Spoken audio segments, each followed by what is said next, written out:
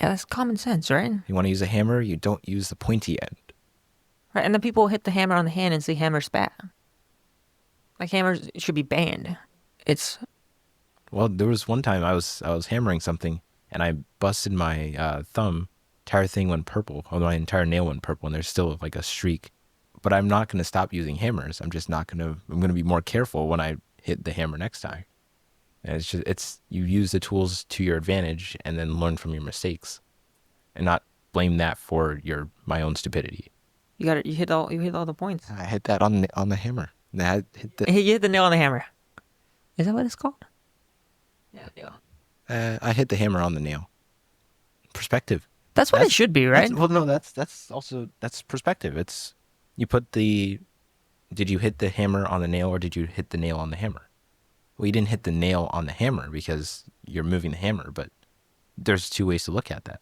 And, well, obviously one's less right than the other, but it's also if you're standing on the block of wood, looking at the hammer coming down, you might say that the nail is going towards the hammer. If you're standing on the hammer, looking at the nail, the hammer is going towards the nail. It looks the same and gets the same result. It's just two different perspectives. Yeah. Yeah. How do you, when you're dealing with clients, how does that two perspective or different perspectives kind of conflict with what you know is the right way to get something like do something in the marketing space properly and then the wrong way of doing it? The most important thing is we have the same goal, right? To make the client more money. That's the ultimate goal. So he might suggest option A. I might suggest option B. And that's where, you just have to have testimonials.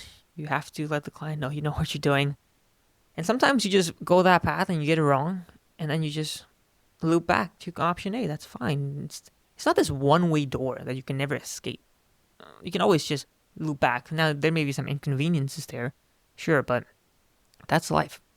People are you can't be too stringent and tight with your movement. You got to be flexible. You got to switch it when you need to. When you're wrong, just switch it back up.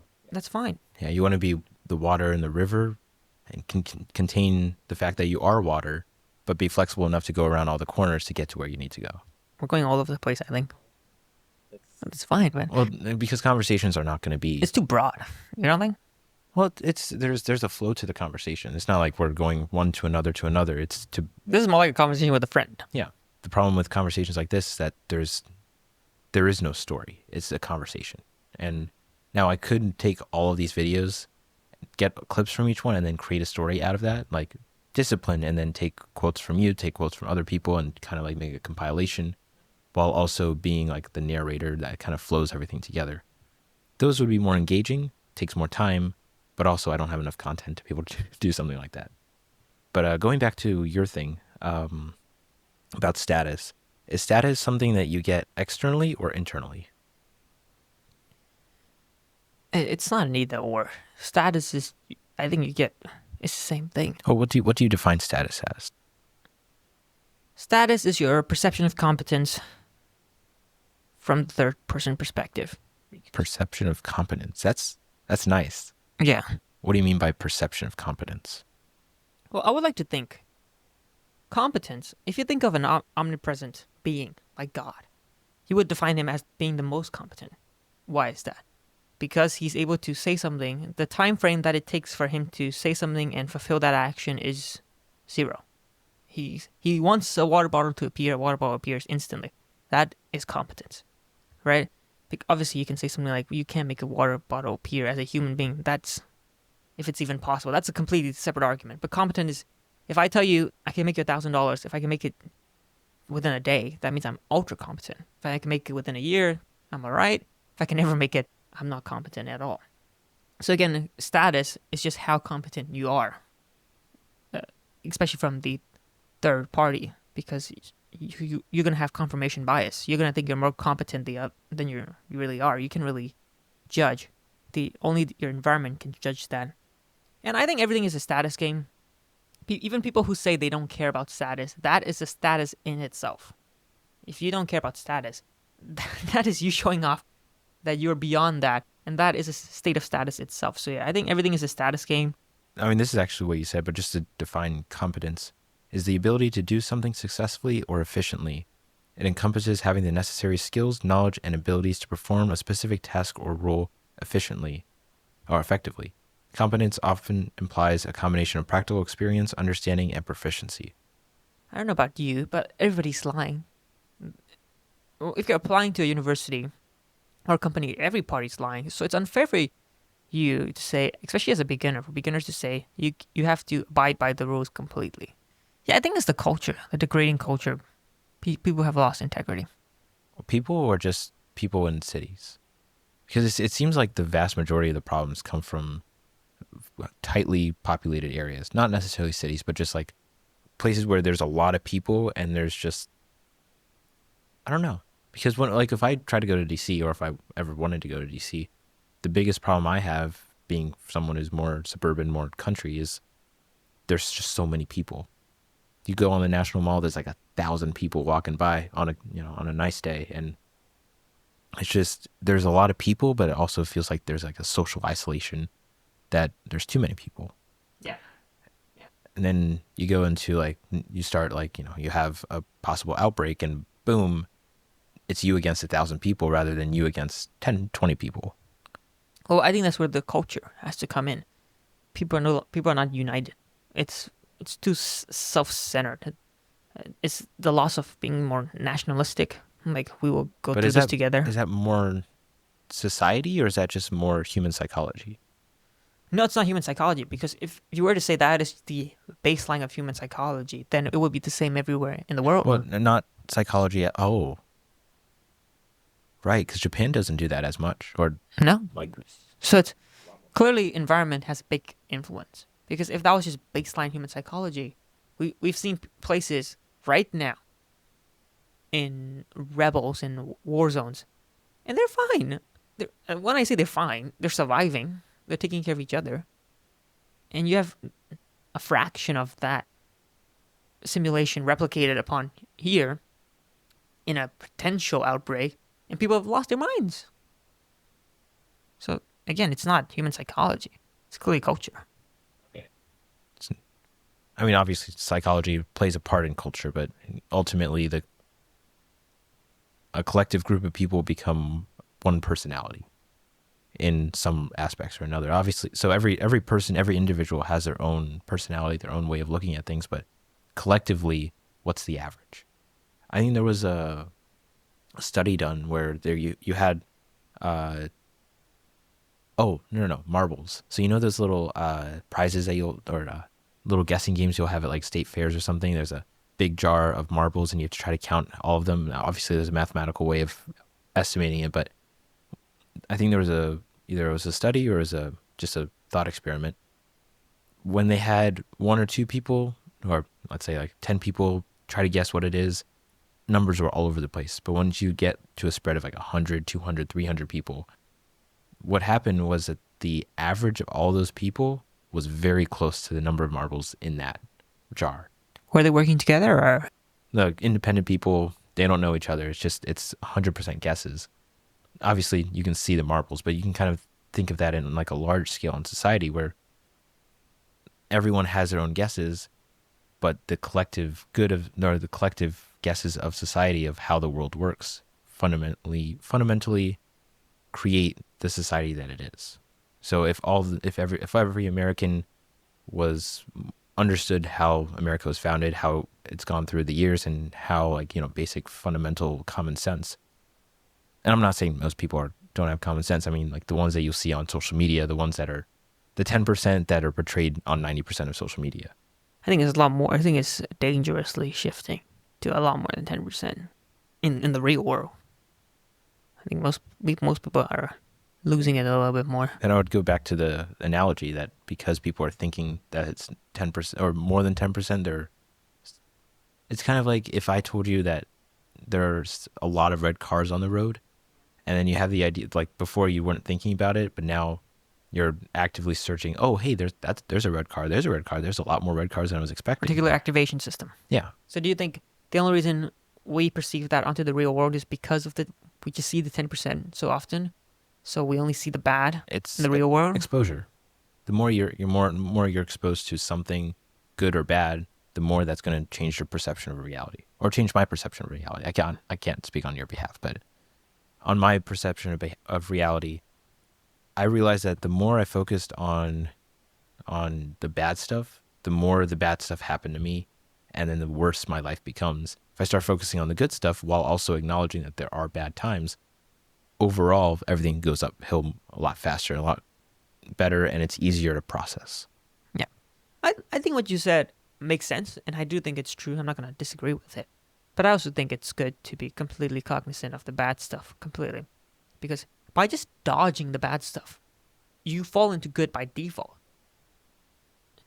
So, for example, I believe the route you are going is by trying to do the right thing so that you become a good person.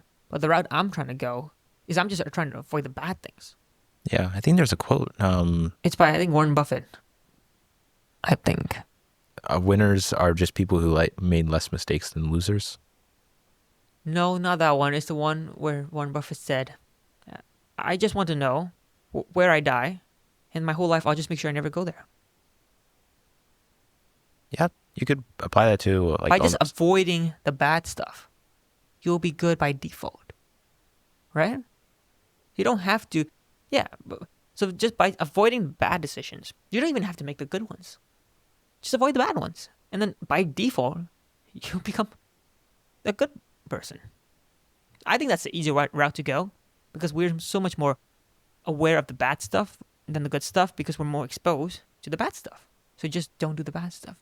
Don't even think about doing the right thing. It's the same thing with drugs, like heroin, cocaine, smoking.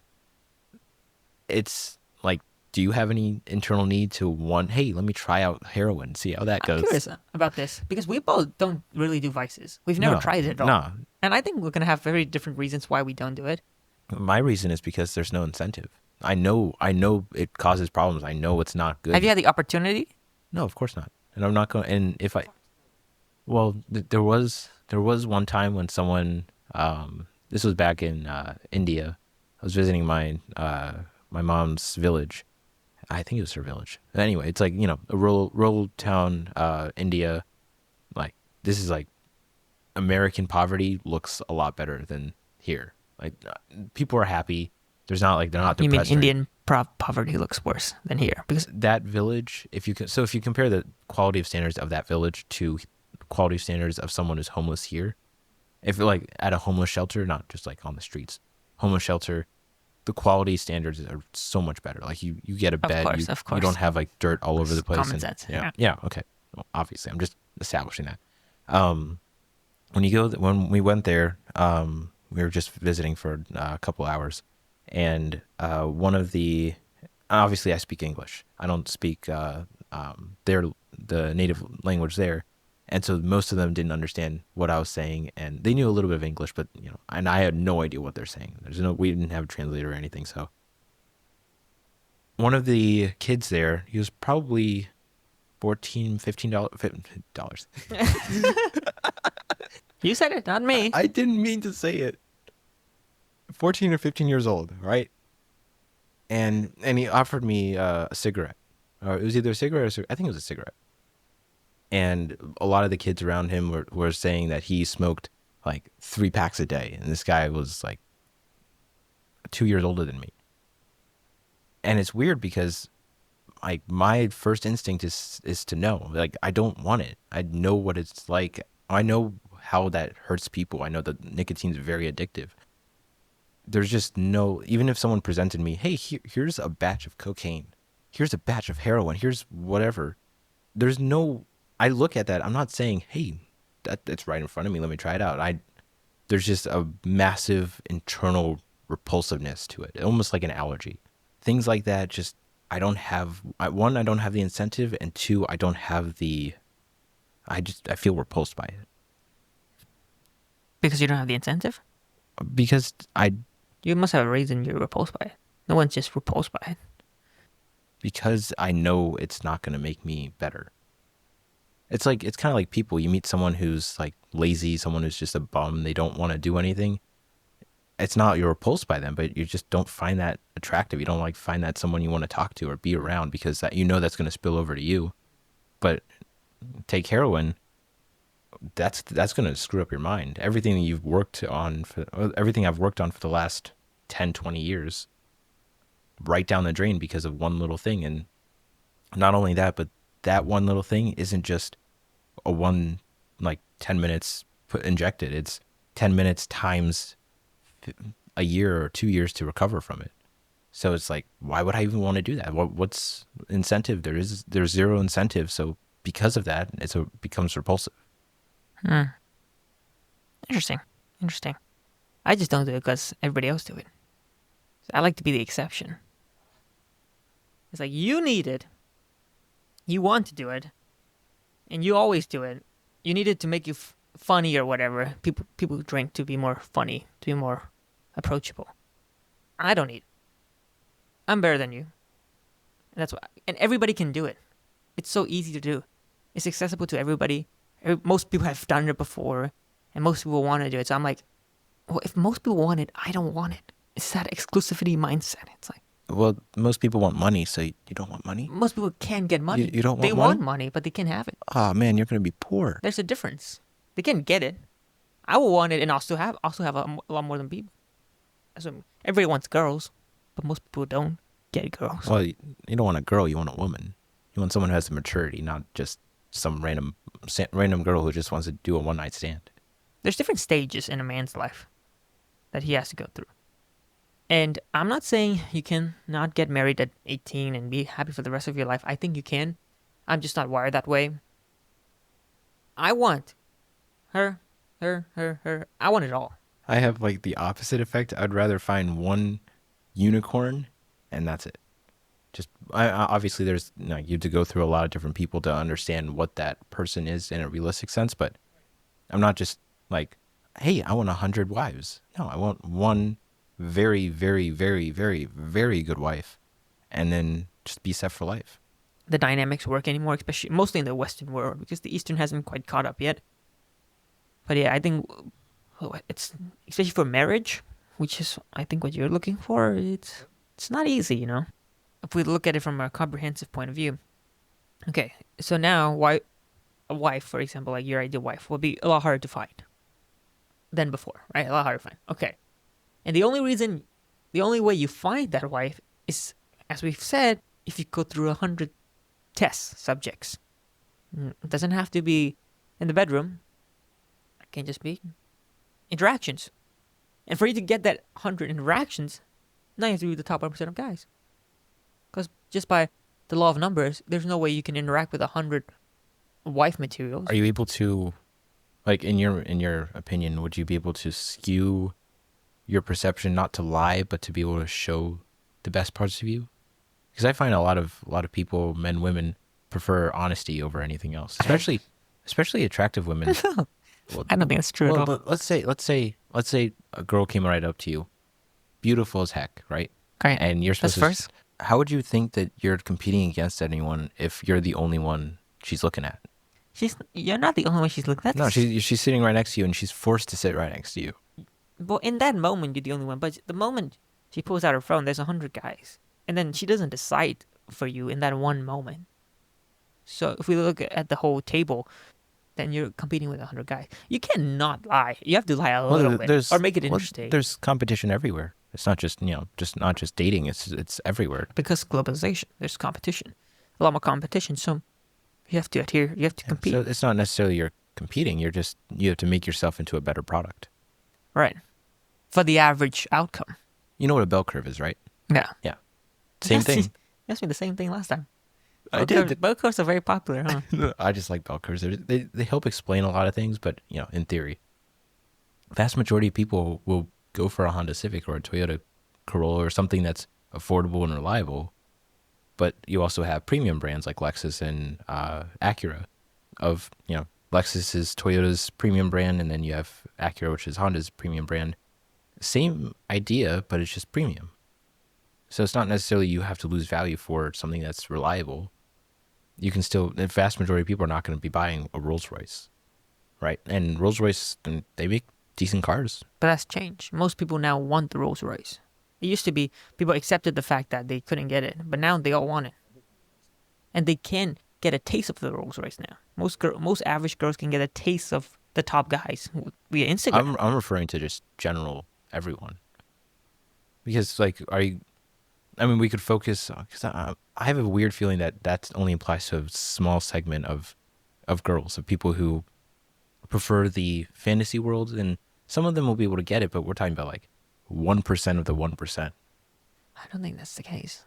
Maybe that's where we disagree. Look, I understand that. I've I understand, and I know I pulled this up a lot. That there was a girl who ran away from you. We tried to well, approach her, but she didn't even see me, so I'm not talking about her specifically. I know I understand that you're hurt, but you don't have to apply that to everyone. She's not what I'm talking about, but okay. I actually liked her, but she ran away. Made it more interesting. Gave me a little bit of adrenaline, actually. Made it more exciting. But yeah, she didn't even see me. I would have liked for her to run away after she saw me. I would have liked that, because then I would be perceived like as a threat, which would boost my ego a little bit. Unfortunately, she didn't even see me, so. The vast majority of people will go for that. Not instinctual, but rather just the temptation of just easy stuff. Sure. And I'm not saying it's a bad thing, or I'm not blaming one gender over the other. It is what it is. It's not going to change, at least for the foreseeable future. I think it's actually going to get, quote unquote, worse. Skew more that way, because more people if we look at the data, more people are meeting each other online. Yeah. Dominance over courtesy. That's one of the things, that's one of the themes that you liked. Dominance over courtesy. Why do you choose dominance over courtesy? Because I think the competitive element has been taken out of people. And it wasn't for me, at least. I like to be, when I say dominant, it's not this alpha stuff. It's not like that, really. It's just trying to be excellent, and then you have to have a measuring bar, and then that's usually somebody else. Now, you might think it can be yourself, but I like to think for the most people it's going to be somebody else, including myself, or some entity, and then you have to strive for complete domination. I don't understand how people operate otherwise, especially for men. Men are naturally competitive. It's like sports. You want to dominate over the other party. Now, it's not one or the other. I don't like this idea of one or the other. You can have both. Like what happened to a gentleman's fight? People used to fight in bars. Oh, I was thinking of a showdown with a pistol. Or golf, yeah, or that, whatever. There's still respect, mutual respect. It's not complete arrogance. There's still a level of respect. I'm sure you've seen two men fighting. They're trying to kill each other, but after the fight, they usually shake hands and they're happy they did it, and they have complete respect for the other party. They actually gain more respect by competing with each other than not, even though they're trying to kill each other. But they still respect each other more after that outcome. So there's a level of dominance there. So wouldn't it be better to be courteous over dominance? To show courtesy for the other person rather than trying to dominate them? Well, the only reason I switched it around to what you gave me is because I think dominance is underrepresented. That's what I think. I don't think it's talked about enough. I think it's shunned in a bad light too much. Yeah, like toxic masculinity, where it's like the dominant person is overbearing, that they're micromanaging, or they're trying to control someone else's life. Right. And I think courtesy has enough light. People have given it enough thought. And I think we've lost the dominance part. Yeah. I'm just saying, so there are people like me. It's courtesy and dominance. It's right. Because once you get to not one or the other. Once you get to a certain skill level, you don't have to dominate other people, because they're not even at your level. You're like, the competition's not there. You're on another. You're dominating them by default. Yeah, like it's. But you're still dominating. If you're trying to be dominant over someone in terms of skill set, but also provide the courtesy that people who are inexperienced have an inherent ignorance. There's nothing wrong with wanting to be dominant. That's what I'm saying. Okay. Wanting to be dominant is not some bad thing. It's fine. A lot of people actually want to be dominant. They just kind of bury it under the hatchet. It's not so much fear over being dominant. It's kind of like money. You want dominance, you want money, but you don't just want money. You want value that money gives you. You don't want dominance, you want the value that dominance gives. Right. I like getting we've talked about it, getting the energy of people who are envious of me. I like absorbing all that energy that people want. Oh, people want it, but they know they can't have it, and they know I'm better than them. That energy, but I'll be ashamed to say it. I'm like, why should I be ashamed? It's honestly what people want. Most people want to get fit. Most young guys, especially, want to get fit because they want girls. They don't really care about the health perspective. I don't, not at all. I do jujitsu because it's healthy. Well, come on. Well, maybe you actually do. Maybe I also you get back to that point also of pay a heck of a lot for memberships. Though. well, but maybe you're trying to look good and actually know how to fight, so that No. you attract girls. Maybe not. Dude, every time I roll with someone, they usually just take control, and I'm just defending myself. Well, then you're the exception, my friend.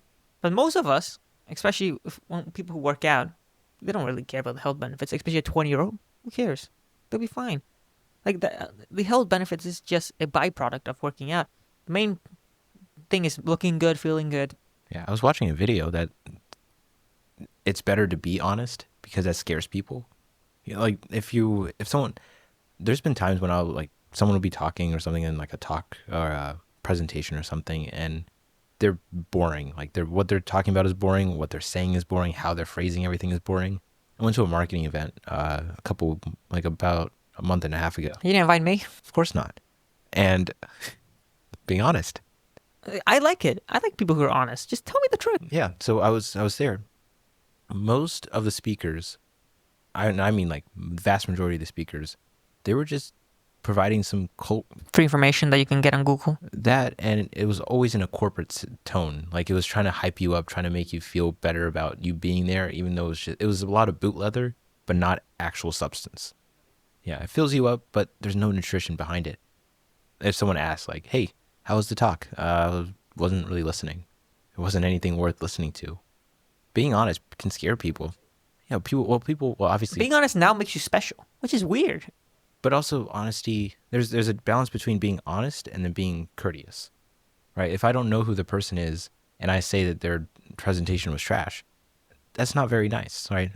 You can give tangible feedback. Yeah. They will appreciate it more. Yeah, but also it's also whether it's worth my time to even talk about it, to think about how I can help them in whatever they're doing for someone I don't know. Yeah, you have to have the emotional intelligence, which a lot of young people don't actually. Yeah, that's one of the things I have to work on. Oh, I think I'm pretty good at it. Well, I sure hope so. I can read people pretty good. Well, you kind of have to if you're trying to do sales. That's interesting about sales. Sales is really good because you have to detect within like 5 to 10 seconds who's the customer, what do they want, and can they afford what they want to buy. And one of the easiest ways to sell is just if they like you. And that's a skill in itself, making people like you. Well, you just sell 3 things. You just sell the product, the company, and yourself. Right. And the most important is yourself. Because if they like you, you can get away with a lot of things. Well, if they like you, then it's probably because you're honest. But yeah, you won't even get the privilege to talk about the company or the product if they don't like you. That's like the first barrier of entry. Yeah, it's not just the product or the company. It's also how you talk, the way you talk, and the kind of word choices that you use, and then the tone behind it, and how you present it, and the pauses that you have in between it, and then also, do you look like you're intelligent? But here's something interesting I want to delve into. Would 20 around that ballpark? What's something looking back is some skill sets or things you did that you're very happy that you did and developed that you find very, very useful now? Legos. Legos? As weird as it might sound, not Lego Duplo. Lego, like regular Legos, and then Lego Technics. I loved Legos when I was growing up, and I would get as many Lego sets as I was able to get my hands on, and I would just start building things. Obviously, I would get the set, get the instruction manual, build whatever the instructions said, and then I would have a finished product, and I would have fun with it, have like little imagination stuff. But then my dad started telling me to don't use the instruction manual, just make something. For me, that was really valuable because it kind of taught me that, one, I have to be able to create something that's functional and that works. 2, that what I'm doing, I have to organize all my parts. Then I'll be able to use that organization to build whatever I want to build. But it's because I organized beforehand that caused me to be able to say, hey, I have an idea, but I have all the tools I need organized. And that kind of applies to stuff like this. If I have everything planned beforehand, how do I want the lights? How do I want the microphones? The general aesthetic, and then have everything set up so when this day actually comes, I can get it all set up in an hour, hour and a half, rather than spend 3 hours trying to make sure that I put the right settings in the camera. I made sure that the audio is recording, which it is, and, and like backdrop if needed, lighting control. Obviously, this is not a full blown production. I would have a rim light. I would have a bigger room, less reverb, more sound padding just to make it sound a little nicer. But overall, try to make it the best that I can make it without overdoing it and over preparing, if that makes sense. And without the Legos, you wouldn't have got there, you'd think? Without the mindset that the Legos taught me, I wouldn't have gotten. And how old were you? It's like 6, 7. You telling me you remember from 6, 7? I remember. I don't remember the memories. I remember the ideas. Yeah. I mean, you don't remember when your parents disciplined you, but you remember why they did it. They only made me stand in a corner. That was pretty common. Just stand there if I did something wrong. Look at the wall. They laugh at me. They did it pretty good, actually, for someone who did it. And now we are starting the therapy session. So, John, how was your childhood? It's pretty good. I pretty much got whatever. I'll be honest. I got whatever I wanted. So there was nothing bad. Whenever I wanted something, I would instantly get it. That was the problem with me too. I was definitely spoiled when I grew up. Well, you're not an only child. Not the only youngest? child. I'm the youngest. Usually the youngest would get the most. In my family, I'm the middle. And people who say middle is the forgotten one. So honestly, I was quite spoiled, honestly. I was spoiled too, but I wasn't spoiled because my parents didn't give me too much, but rather because I took for granted all the things that they were giving me. Like now you have basic necessities, running water, food whenever you want. Want to get a milkshake? Cool, let's go get a milkshake. Because my parents understood that, like, if you make something a reward, that will become something like almost dependent on. So my parents didn't say no milkshakes, or that milkshakes only when you do something good. It's, you want a milkshake? Okay, it's been a couple months since we had a milkshake. Let's have a milkshake. It's more of a convenience rather than a reward system. So They're spoiled. well, sometimes spoiled could imply that the parents are spoiling the child, but there's also the other way: the child is spoiling themselves But it's a child. because they take. Well, yeah, but there's still a level of, like, if you were if I lived in that village, my mom's village in India, and I didn't even know the concept of getting clean running water, and then for whatever reason, now you're put into a house that has tiles, that has drywall, it has running water, an oven, things. It's very, like, I didn't have all these before.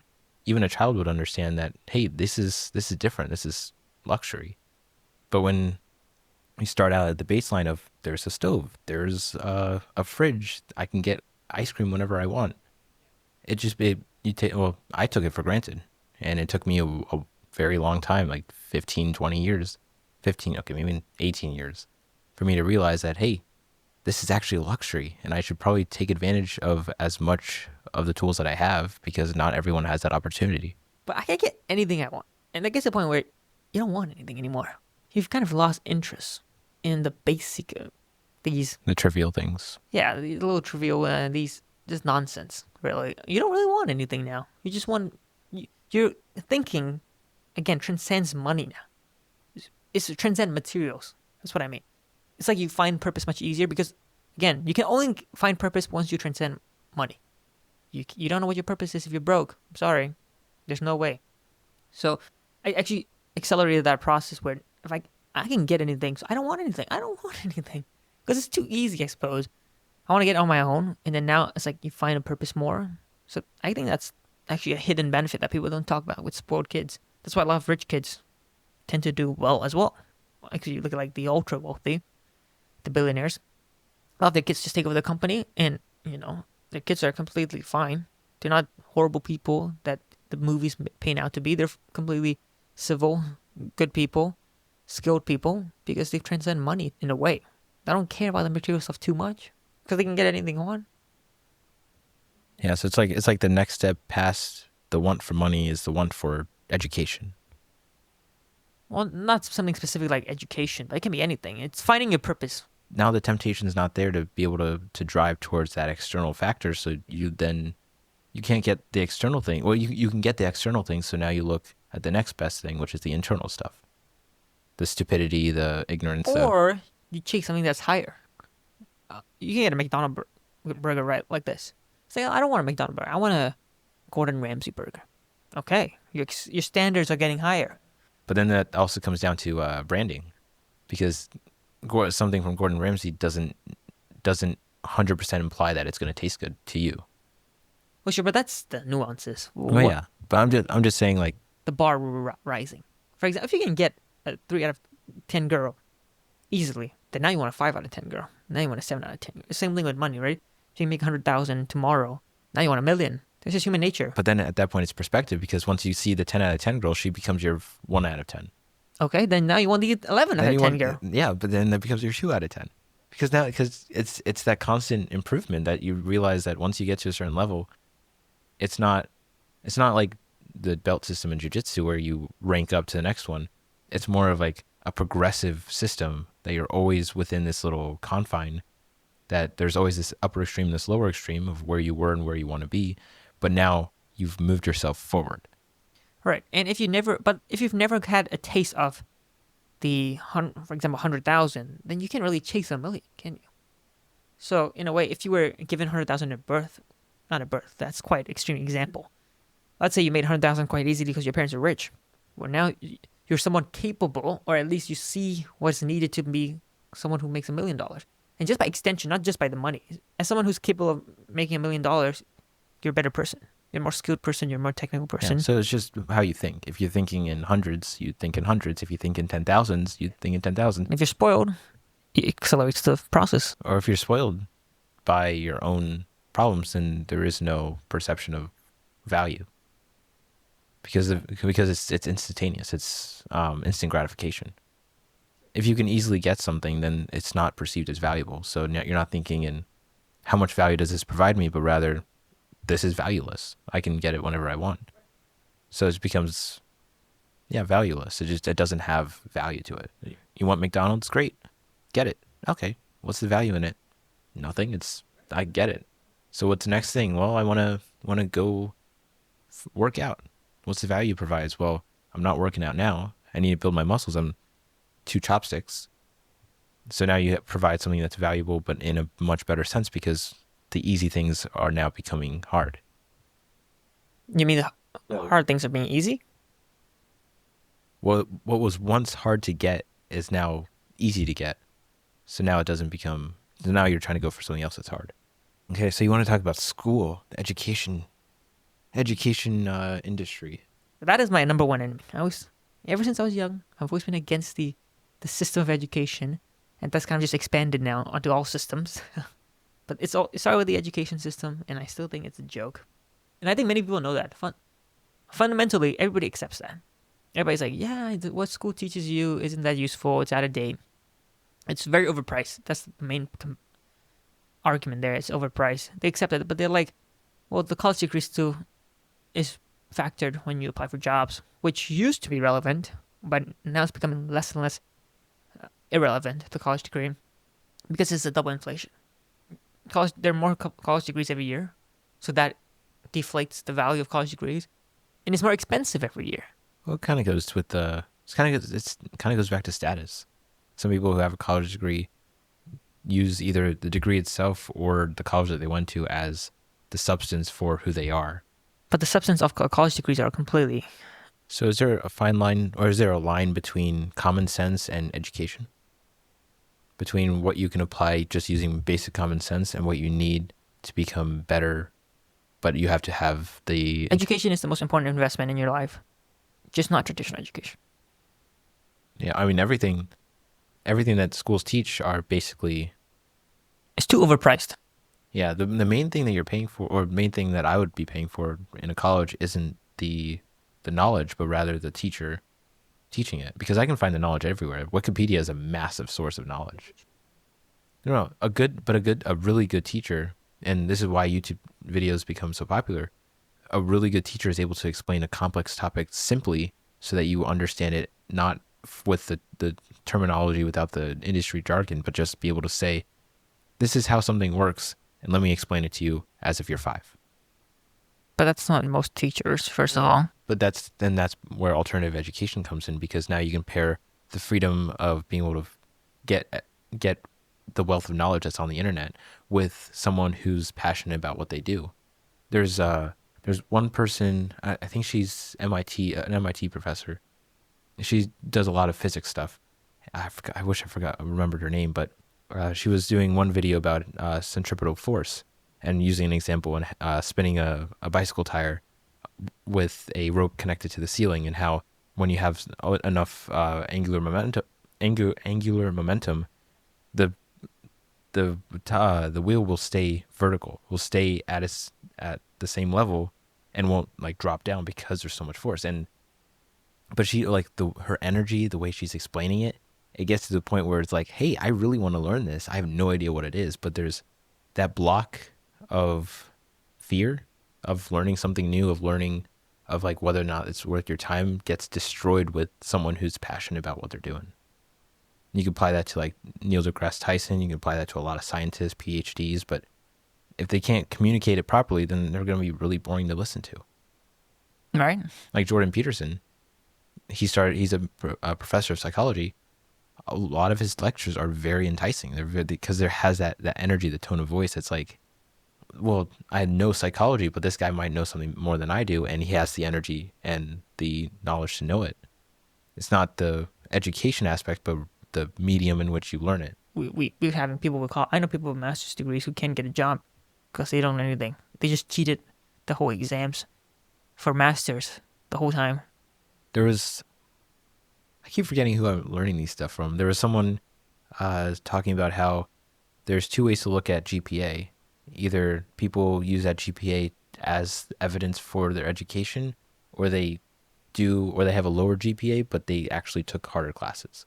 Because you can go through college, take the easiest classes, do general studies, and come out with a 4.0 or higher GPA, but you did all the easy classes that everyone else is doing.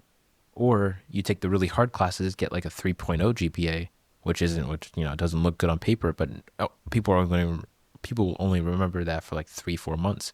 But if you took really hard classes and really challenged what you love to do, then there's no reason why you can't get the best jobs, because you will outperform all the other candidates on what it is. Because even though you have a lower GPA, you have the intelligence to back it up. I think I told you I went to like the storytelling aspect of this to figure out a good way of communicating this, which obviously doesn't work very well for conversations because there's no real good storytelling aspect to it. But in storytelling, you have, how I simplified it is that you have order and you have chaos. But order does not necessarily mean bad, and chaos does not necessarily mean good. So if you have something that's ordered, it's structure, it's rules, it's stability. Chaos is more disruption, more unpredictable. It's freedom in a way. Kind of think of like 1984. You know George Orwell's 1984? Uneducated.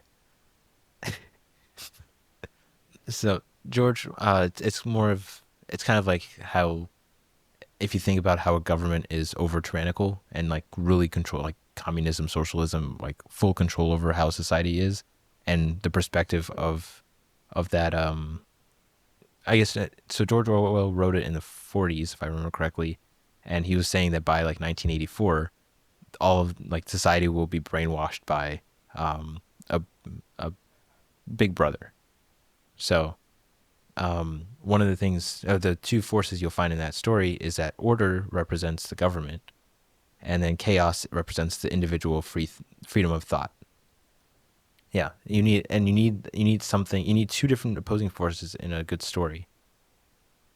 But you can also have something that's ordered, like traditional values, with chaos, which is the break from traditional values. So there's a lot of different ways to do it, and so you have order and chaos, and then you have the desire and the intentions of each one. So order, what is the desire, what is its needs and wants, and then its intentions, is it for good or evil? That's where you get the protagonist or the antagonist. What were we talking about? Why did I start this? I don't know where you were going, but okay. I forgot. Anyways, so new topic, storytelling. So you get order and chaos, and then it goes down. You understand the character, you understand the context behind it. Why do they act the way that they do? And then you get down to the dilemma, which is kind of how do the two conflicts of interest clash? And then what is the end result to it? Does one, like, the balance between the two, does it cause a good ending where you get the need and the want, where you get the need but not the want, where you don't get the need but you do get the want, and then you get neither the need nor the want, and then you get the moral of the story? I really wish I knew why I started all this. Like, we went into storytelling. I forgot why. You summed it up pretty well. I I know. don't think there's more I can add. I lost why. Colleges, education, freedom of thought. I don't remember. I'm so There's sorry. government in there. So it's government something. Shoot. It's funny. I'm gonna be editing this and I'm gonna be like, I remember what I was thinking. Shoot. You should have said it. You should have been more intelligent while you're speaking. Oh, Not you, me. I know. You don't have to point that out. I know.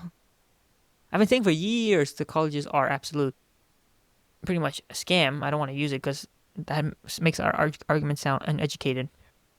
But colleges are a big. You have to think more. It's too easy. People default to it. I would suggest take a gap year and think about it. That's the best thing you can do. But it can't be the default anymore. Yeah, but you don't want to take a year and just think about something. Oh yeah, I'm not saying take a year and just sit at your home and think. Obviously, Well, people will do that's that. all. They'll just No, like go that's into not what their I'm saying. parents' basement and be like, okay, Fortnite. I'm gonna play video games and see if I can think about it. I'm just saying there's a lot of idiots out there. So just to not Clarify. I'm not saying, yeah, to clarify, but also because sometimes the stupidest statements don't get said, or it's dumb questions don't get asked, and then there's like, oh well, I'm just gonna sit around and see if I can upgrade the specs on my gaming computer. Why? I just want to play some games. Well, yeah, but those people are destined to fail anyway. So it's like whatever you do, they're destined to fail. So it's like, And it kind of comes down to how, and there was like and now, like, Fortnite, Call of Duty, massive games are really heavy on fast action, but cosmetics to be able to get those microtransactions, because that makes them billions of dollars every year. And where I'm going with that is you can kind of apply the same microtransaction to learning, where every time you want to learn something new or you want to change your behavior to a much better way of thinking, it's not going to be you jump from this place to this place. It's that you make incremental improvements until you get to that better place. It's like microtransactions, but on an educational scale. and what are some of the best investments you've done in education? Well, this isn't education, really. It's very educating. You learn the legal process. You have to learn or the legal documents. You have to understand the how the microphones have to be audio processed, video processing, the video editor, DaVinci Resolve. I'm not an editor. I don't know audio design as good as an audio engineer. I won't know how to do production as good as someone else, and that's all right. But I've learned more in the last 6 months than I've learned in the last 5 years in school. Okay, so you're saying your best investment was starting something, a project. Starting something that Because you're going to learn something anyway, starting something, right? But it's also because the podcast satisfies a need that I have, which is to make connections with people, not just being socially isolated or just going to do the same routine thing every day, but that constant need to improve because, one, I like to improve, but two, I want to make something that's really good quality, but also something that I know that it's going to take me maybe years to really understand it well, but just make that incremental progress and get to the point where I can be like, hey, this is actually something worth watching or something that I like to watch. Mm-hmm. Of course, I'm pretty ugly, so it's kind of hard to watch that part. Well, then nobody else is going to watch it. Yeah, well... Do you ever buy courses? I think courses are so underrated. I've just started buying a lot recently. Yeah. and you can get some real tactical nuggets. One of the courses I bought recently showed me how to automate cold email outreach. How does that work? So how it works is you go to LinkedIn. So you scrape data to get the emails, and you can do that with any form of data scraping, say YouTube or Google Maps, Instagram. But this one showed me LinkedIn, so I know how to scrape data from LinkedIn, get a bunch of emails, relevant emails from decision makers, and then they showed me how to automate the cold email outreach. So that what they do is they use AI and write the email copy, but the most important is actually the icebreaker, which personalizes the email. Now, you can't personalize every single email for 3,000 people, but this system does. Okay, so it's just a really good algorithm. It's not really AI. No, it is AI. It's just a bunch of processes you have to do. Like you have to use Oh, so make.com. each one personalizes to the person that they're talking. That it's Yeah. okay. So it's according to the scraped data. okay. But what about the value? Because usually when you do something, when you start putting your time, your effort, and your work into it, there's the emotional value of what you're doing, and that like you've done so much so far. Why would you want to stop? If you're doing something like that where you're not personalizing the emails yourself, does that reduce the value, that communication, because you didn't like actually have to learn who that person was, yet you just got something You else to learn do it for you? afterwards, my friend. That's what I was getting to. So that person replied saying, "Wow, my friend, he said, this is what he said. I'm paraphrasing. I'm so impressed that you actually went through my whole career. I didn't even know his name. It was all automated. So once he replied, then I started learning about him. Then we booked a call. So it's just efficiency. You can. So it's much more efficient in cold outreach. Cold email outreach is one of the best outreaches. And that personalized line really breaks the barrier. But does it feel kind of like a white lie that you went after them just because you saw them as a product and not really as someone who who's someone you can relate to? But you can relate to them afterwards in the edge. Because I don't really see that because it's unfair because every company does that. Every systems in the world are that way. We're looked at as products by social media companies, by corporations, I'm just by thinking, governments. well, is your intent to make this is for just like your own little side hustle that you're doing? Okay. I mean, I'm thinking about it in the sense like if you're a massive company, obviously you're not going to care about every single individual person. But if you're just a solo person who's a solo individual trying to find people to be your clients until you start growing, you start expanding and everything, isn't it good to have that one-on-one relationship from like the first email? Just because No. What if they're not interested? yeah, They didn't even open yeah, the email, let's say. right. Because when you're prospecting, you're looking at clients, you're seeing for the personalized line, you're reading a little bit about them, you get the email, then you send them, and it's done. There's nothing crazy. If they're interested and then they actually, are interested in your service, then you can obviously learn more about the person. And I still genuinely care about the person, but I'm not going to care about 3,000 people genuinely. It's unrealistic. And because in an email, the most read part is the PS. You always have to add a PS, like at the bottom of your email, like after you write sincerely John, underneath you write P.S. Yeah, sincerely. I like sincerely. I had an AI write this. Sincerely, John. Hey, I wrote the template. I think it was Alex Hermanzi who said Hermosi. Whoever. He's probably gonna kill me some other day for that. He said that the emails are probably it's like one of the best forms of marketing because everyone reads their emails. I mean, even like people who have like a billion emails, you have to read all your emails because one of them could be really important. Like your bank is saying something, or a high value client is like, "Hey, I have this question." And billion is, I know what you're trying to say. You're saying people who have a lot of emails. That's exaggerated. Most people know most emails are spam. And then if you send an email, they're gonna read it. Especially if it's like if it's not like something trying to sell someone, but like your name and then That's what I just write their first name, which is done in variables, so I don't even know their name anyway. Bracket, first name, bracket, and then I write question. You can test headlines, but it's something. It's the three it things. doesn't surprise me, the things you say. It's like, oh, well, yeah. Yeah, it's the three things that like the My three. mom says that. Your mom says what? Andrew Tate? No, my mom would say, marry a woman who can cook. A lot of women are dumb. Like women can't drive. My mom would say that. It's like the things Tate's saying. I hear it and people go crazy. I'm like, if my mom was on the internet, she could be in jail right now. Like, what's so groundbreaking? It's common sense. Your mom probably says the same, doesn't she? If the pilot was a lady, my mom would panic. She was like, "It's a girl." Done. That's her reasoning. I'm not joking. My grandmother would do the same thing. Say, "It's not a man driving." Oh God. That's. I didn't say it. My mom would say that. Although it's true, It's and you can say that in college, but I will say it. I don't care. Fire me. it's also it's just the stupidity of people. Yeah, but most people know that's the truth. But the problem is, people are scared to say it. Why? They're afraid to lose a job, get kicked out of school. So what? But also if they lose their job, they also lose a lifeline. But there gets to a point where you have to stand up for stand up against insanity in one point or another. Well, you can stand up without doing it. Most in people a don't. Job. They never say anything. Well, of course. Well, you don't need to say it in like. Is it necessary to talk about it in front of your boss? Yes, if it's brought up, yeah. I mean, in school it gets brought up sometimes, and I've done it before.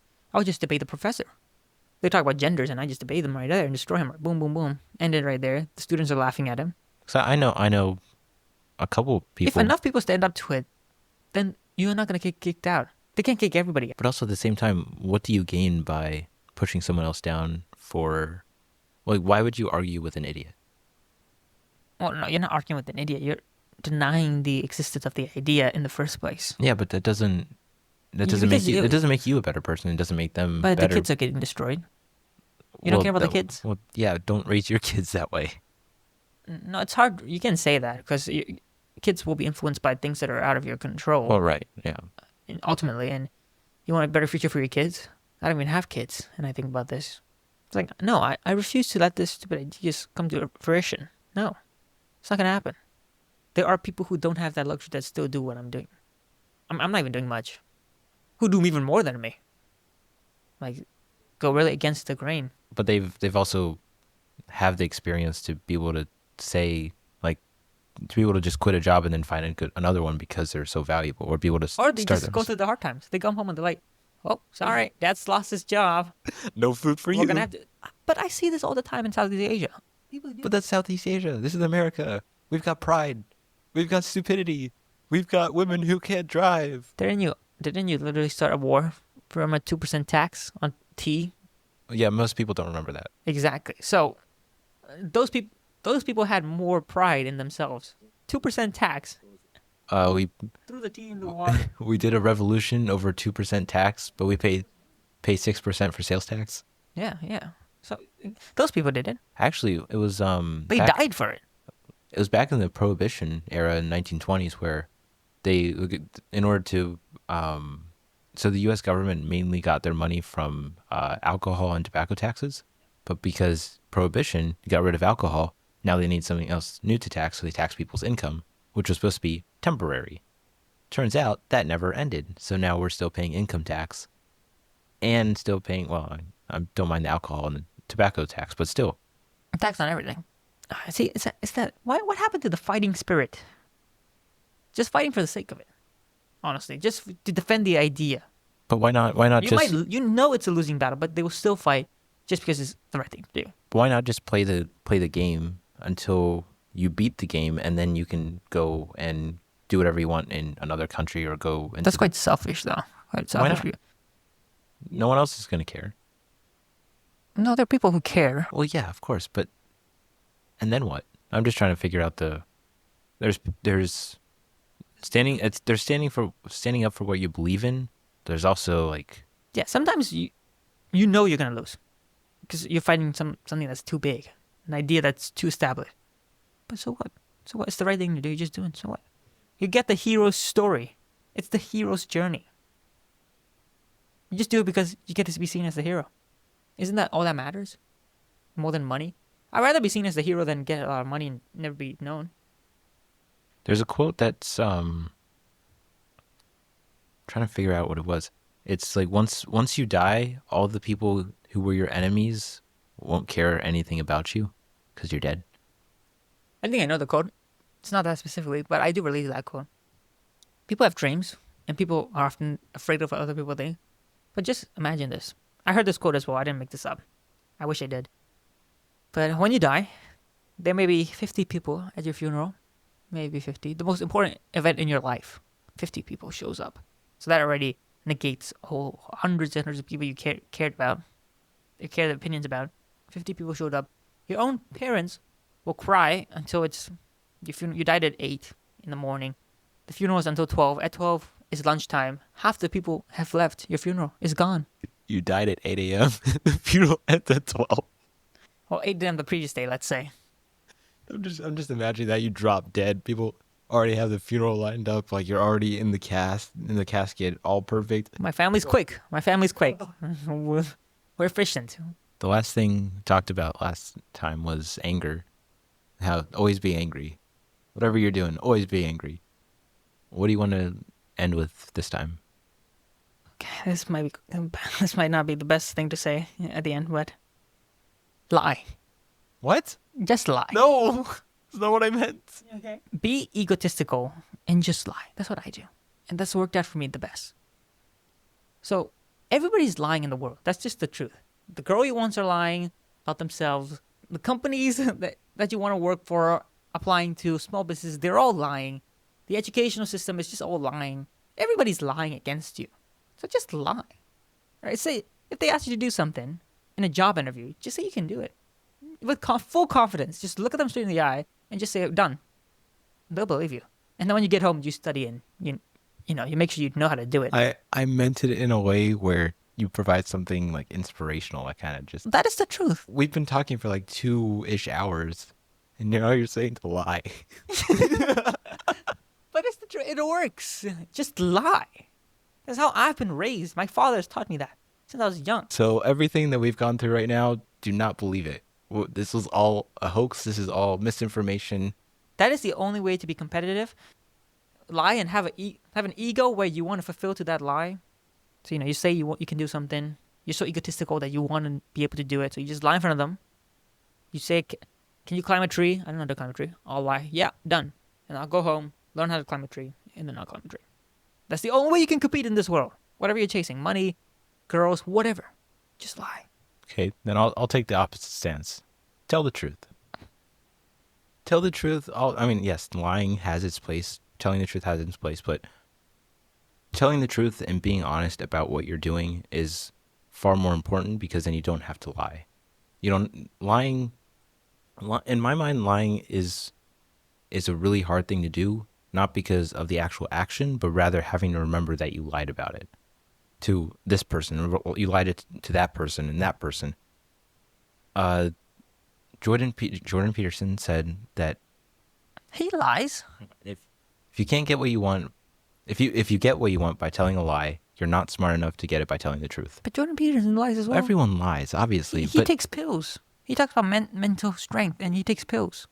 But he talked about that, right? He talked about how he takes pills, right?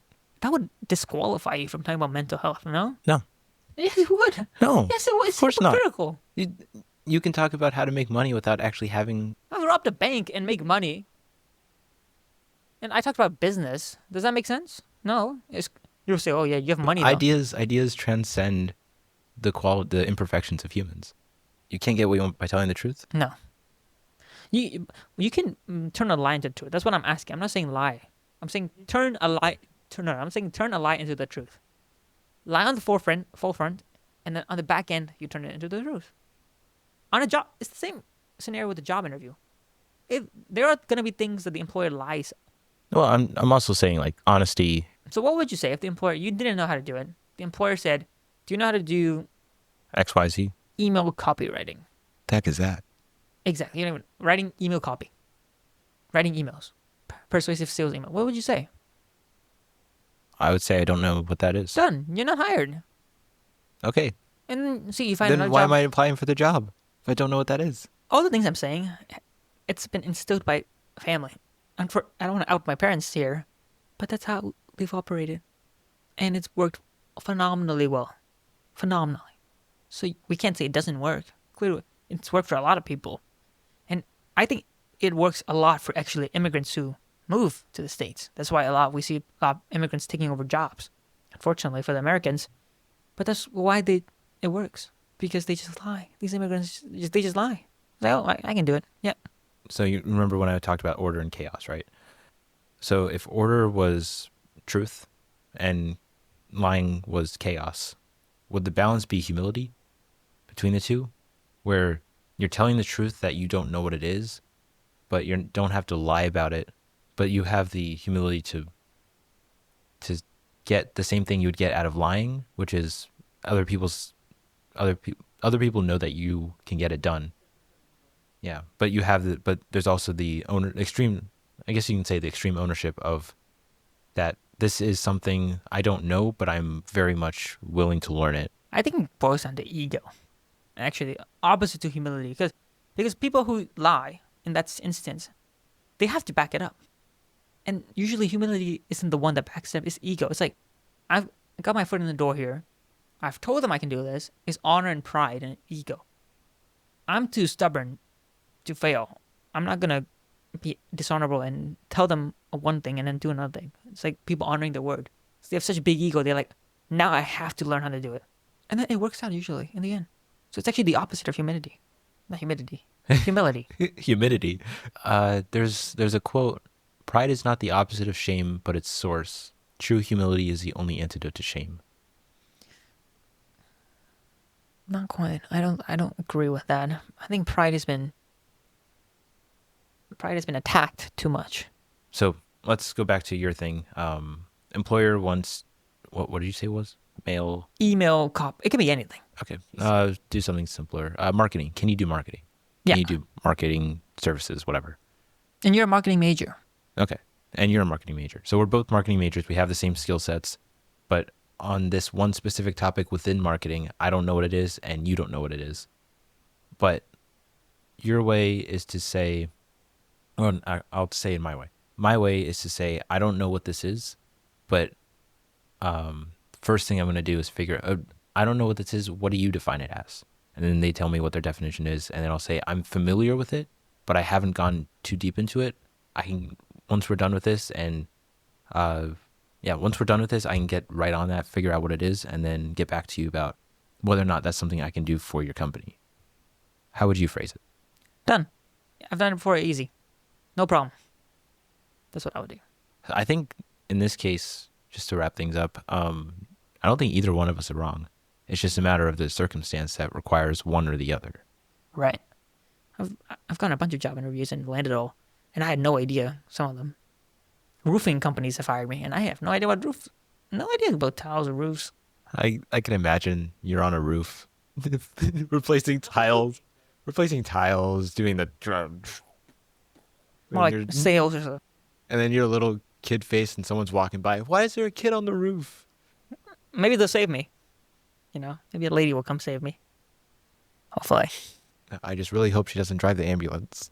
Oh, controversial take, Aaron. It's a very dangerous take. You're very misogynistic. How dare you? Do you think women just belong in the kitchen? You misogynistic This is what I've told to someone else. man. Shut up. It's what I told to someone else. You can take the woman out of the kitchen, but you can't take the kitchen out of the woman. See, this is why America's going down. You misogynistic human being. I would never think that. Okay? When women are amazing. I never said they weren't amazing. Well, I don't know how we got to the woman conversation. I have no idea either. But I am I can speak half to awake any right point. now. Huh? I can speak to any point. I'm very opinionated, as you see. But I'm just saying, man and woman are different. That's all I'm saying. Even my mother would. Whoa. You might get canceled for that. Sorry. They are the Gender same. doesn't exist. There's equal pay for everyone. You have to fix yourself because you're being very controversial. I apologize. Women and men are the exact same. Nothing different, biologically or psychologically. A woman can... Same chromosomes. Sorry. Let me say. A man can do everything a woman can do. Because women are obviously superior. So it's Yep, like... exactly. I'm speaking from the man's perspective. A man can't do everything a woman can do. Because women are better. And, yeah. Yeah, well, we have no chance. We were born stupid and we will die stupid. Women are better than men, I think. I'm a feminist. I'm a feminist. Thank you, women. Thank you. All right. Oh, thank you. Wow, I became a feminist at the end. I didn't expect that in the end. What a weird ending. I became a feminist. But put it in. I don't care. Do it. I bet the ladies would like it. Dummies. Well, the nice thing is I did turn off the video, but I didn't turn off the audio yet. That's fine. Put it in. Yeah, I'll probably put it in. I'll put it as like ending remarks. I am not scared of consequences, my friend. Well, of course, they should never be scared of I telling have you. a safety net. I'm Well, fine. there's no reason why you should be scared of having fun.